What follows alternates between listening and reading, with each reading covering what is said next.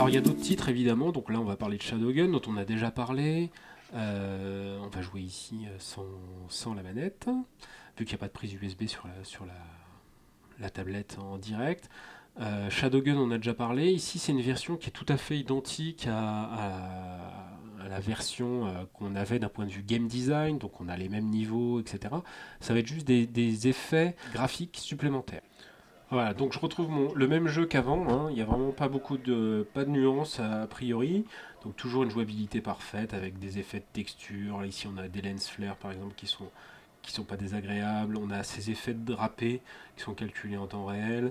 euh, des lumières avec des réflexions sur l'environnement. Ce jeu d'ombre ici sur le personnage qui est assez impressionnant mais qui existe déjà sur d'autres plateformes et sur d'autres machines, notamment l'iPad qui propose euh, le même type de définition. Là, ce qui va changer, c'est ceci.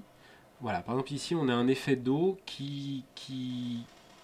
avec des réflexions et ces calculs là sur l'eau qui sont légèrement gourmands, l'air de rien, et qui donc vont offrir une autre dimension de jeu.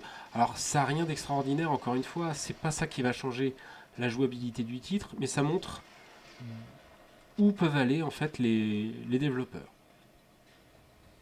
Voilà, c'est pas désagréable de voir ce type de rendu sur un jeu, sur une plateforme aussi fine, qui chauffe pas du tout, qui génère pas du tout de bruit. Enfin, c'est assez impressionnant de voir ce genre de choses aujourd'hui déjà disponibles sur ces types de plateformes. Alors le jeu en lui-même est ce qu'il est, c'est pas forcément le jeu le plus intelligent qui soit, mais on va dire que c'est très jouable et pas désagréable du tout de jouer à ce type de titre sur une plateforme mobile.